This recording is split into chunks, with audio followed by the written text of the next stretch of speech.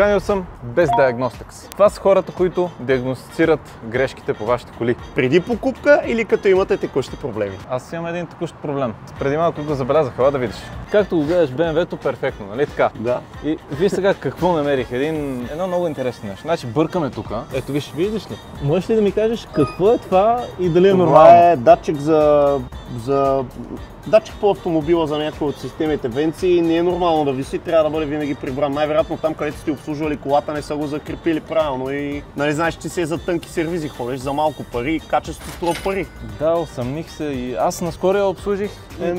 Ама явно ще трябва да сменяш сервиза, да те обслужваш, защото иначе другия път фара ти може да висне така, примерно. Или нещо по-така ключово, ще трябва да се закрепи датчика и това е решението на този проблем. Така не е така опасно да се кара, защото датчика може да се изкърти, може да паднеш на неравност, може всичко да му се случи. Внимавайте по какви сервизи ходите. Днес обаче съм ти подготвил нещо по-хубаво. Да. Не знам какво ти е мнението за колите от Америка. Искам сега да го прегледаш това нещо. Ще направим оглед преди покупка. Първо на колата, значи тук си в едната крайност. Тук имаме 1.5 ли беше мотор? 1.5 трицилиндъра, да. Малко моторче за косачка, тук имаме 5.3 ли беше? Толкова. Тук имаме значи близо 4 мотора, колкото на това BMW. Тоест, 3. Е хубаво, 3,5, да. Да. Здрава, надежна кола, голям мотор, всичко е хубаво. Сега ще разгледаме колата отвън, а след това ще направим диагностика, ще видим за удари, за километри, за пълното техническо състояние на автомобила. Искам само да ви кажа, че процедурата по принцип официално отнема около час. Но нека да започваме. Какво се гледа първо, като си взимаш една кола? Колата първо я гледаме отвънка. Виж, да кажем тази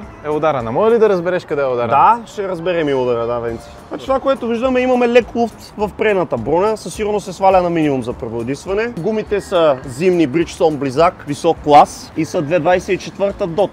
Тук гледам, че липсва една лайсна, най-вероятно тук е имало някакво събитие, гледам и дръскотинка има. Да, веднага го познавам между другото. Но американските коли по принцип по-здрави ли са? Пътищата са по-големи, всичко е по-голямо. Да. Значи, ама като здравина, колата, смисъл... ако я сравня с едно BMW, Mercedes или Audi, не е толкова високотехнологична. Няма толкова електроника, няма толкова модули, доста по-простен автомобил. Така че би трябвало това да ти отговаря на въпроса, че са по-здрави, защото има по-малко компоненти. Продължаваме с огледа. Тук има леко луфче, но тези неща са нормални за години. Тук имаме същата работа като отляво. Bridgestone зимни гуми, няма наченки на корозия, най-вероятно шасито е третирано с нещо. Тук имаме вече лайсна и всичко останало, нямаме следи някакви от удари. Сега влизаме вътре и ще направим, ще видим текущи проблеми, история на проблеми, живи данни, сравнение с референтните стойности, ще проверим реалните километри на автомобила и всичко, което можем да видим вътре с официалния софтуер на General Motors за Съединените щати. Ние направихме диагностиката. Ако вие се интересувате от това да си внесете кола от Америка или просто да разгледате пазара, да видите какви цени върват колите, как се случват търговете, може да се свържете с CarCube. Аз отново оставям цялата информация за тях. Инстаграма, Фейсбук, телефон в описанието на клипа и екрана. Те ще ви дадат оферта. Примерно, може да играете за кола, може да вземете от дилърството, както казах. Там виждате цената, за която купувате автомобила, да кажем от Канада. Като аз препоръчвам да го вземете от Канада, понеже там колите са най-добре обслужвани, така ми казаха. Също от Канада колите не са в мили, както тези от Америка, а в километри. Аз не бих искал колата ми да е в мили. Пак казах, може да си вземете и напълно здрава кола, може да си вземете някоя кола като тази, където е имала лека щета и разбира се, нали, по този начин спестявате доста голяма сума. Примерно колите от Канада и Америка, то вие ще се убедите в това, ако се свържете с CarCube и нали, заедно погледнете примерно някоя кола на търг, която имате интерес, да видите как реално върват цените, но да кажем, ако аз искам да си внеса Mercedes C-клас, такава кола, примерно на търг, с леки щети по бронята, може да се внесе за, примерно ако там колата струва 20 000, спаднали брони,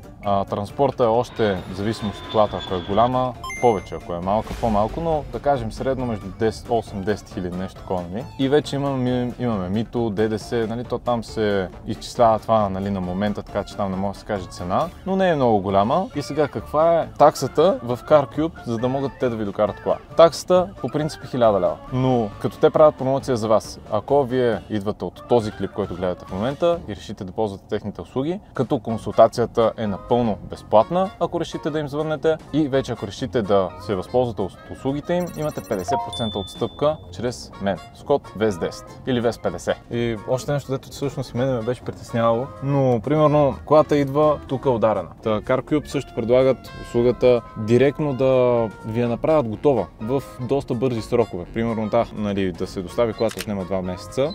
След това CarCube директно поемат всичко като ремонт, ако разбира се вие искате. Директно отремонтират ви с технотест и светлините, които също трябва да бъдат подменени. Така че таксата за вас или печалбата за тях е 500 лева. А сега ние да видим диагностиката, защото това е единственият начин да се разбере една кола в какво състояние. Да, ще минем през всяко. Ние вече сме направили на цялата кола диагностика, проверихме техническо състояние, проверихме това е канал, удари. Това е кола от Канада. Точно така, имаме лиценз за щатите и канал. В момента четем колата с онлайн лиценз, онлайн в сървърите. Сега това, което виждаме е, че по мотора и по скоростната кутия колата е перфектна, зелена. От двигател и по скоростна кутия автомобила няма никакви проблеми. Грешките и проблемите, които има автомобила, ето, тук се виждат, имаме паднал акумулатор. Когато автомобила идва от щатите или от Канада или от някъде другаде, както знаете, той не се кара, той се движи. Движат го пътна помощ, движи го автовоз, движи го кораб, движи го нещо друго. Акумулатор някой да го зарежда и той пада. Това е нормално. Акумулатор е консуматив, който трябва да бъде сменен. В случая имаме радиото е засякло, че е падал акумулатора. Имаме загубена комуникация вследствие на вратата, в нея има компютър. Това не е нещо фатално и проблемно. Климатичната система също е засякла, падане на ток. Имаме проблем с датчиците на гумите, техните батерии от стоенето са скапали. И другото, което е загубата на комуникации на данни. Като цяло колата е много добра и най-важното е километрите са реални. Сега ще покажем на нашите зрители и на хората, които гледат. Как се проверяват тези километри, защото това ми е най-големия проблем тук с българските коли. Гледат се всички модули, системи, работни часове, много фактори са, по много места се проверят километрите и след това се прави обобщение, нали? Ето за тая кола километрите 117 429 напълно реални километри. Аз викам, че е време да я покарам. Да й дам малко газ, че 355 коня. Така, не тази кола.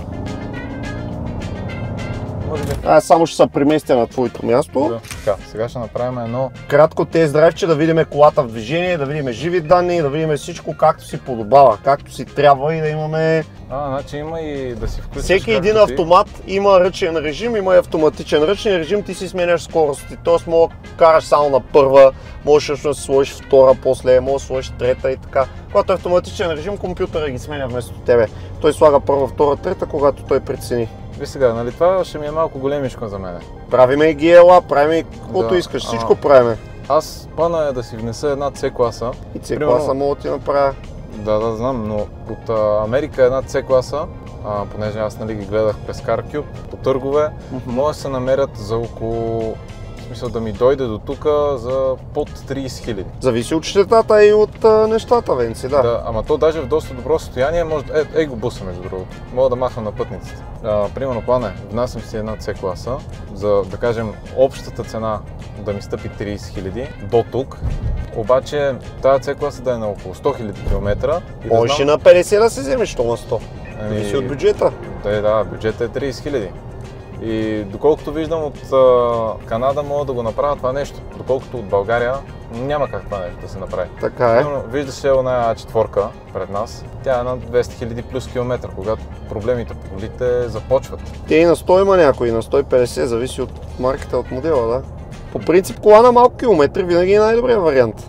По-малко ще е амортизирана, по-малко ще е скапана, повече живот и ресурс ще остава в нея и така. Какво би препоръчал на един клиент? В смисъл, колата да е пак така на възможно най-малко километри, ама каква марка, примерно? Аз винаги съм казвал на клиентите, че японските коли, в случая Lexus, Toyota и Honda идват най-рядко като клиенти. Немски, френски, корейски автомобили идват доста често, почти на ежедневна база. А между немското и френското, това е разликата, в смисъл, кое е по-здраво по принцип? Не мога да кажа, че в смисъл трудно ми да ти отговоря, защото примерно днеска имаме и немски, имаме и френски коли. Как да ти отговоря? В смисъл... А къде са по-скъпи ремонтите? На немските коли или на френските коли? Зависи какъв ремонт ти се щупи. Вирига, да кажем. По принцип на немските са по-скъпи, защото са високотехнологични. Да, е така, мине тази кола. Може би не настъпих до края, ама Като BMW-то ли върви, Венци, или? сходно е. Не е ли малко повече? Не, сходно е. Та, реално сега сме само на задно, между другото, за да пестим гориво. Не сме Да, и изключваме цилиндри, Да. караме с 4 цилиндъра. Да. Сега като е на стъпа си е на 8-те, нали? Ускорява всъщност. Повече от BMW-то, май, а? Та, впечатленията ми са готино. Наистина е готино да го караш това нещо. След тест драйва и по време на тест драйва колата гледахме живи данни, гледахме за нови проблеми, нямаме нищо ново. Същите неща, както преди тест драйва. Това означава, че колата няма скрити дефекти и скрити проблеми и е в едно сравнително добро състояние. Сега ще отворим капака да видим за някакви течове и някакви други скрити неща. Там отпред сме готови. Тук не виждаме някакви сериозни структурни удари. Всичко си е на General Motors. Ето ги стикерчетата и изглежда добре. Ето го оригиналния акумулатор, който трябва да се смени. Значи той си е на 8 години. 2018, да. 7, всъщност 7, обърках. За момента е това. Ако вие искате, може да се... Аз ще оставя цялата информация и за Преди Best покупка Diagnostics. или когато имате проблем с автомобила. Европейски, канадски, американски.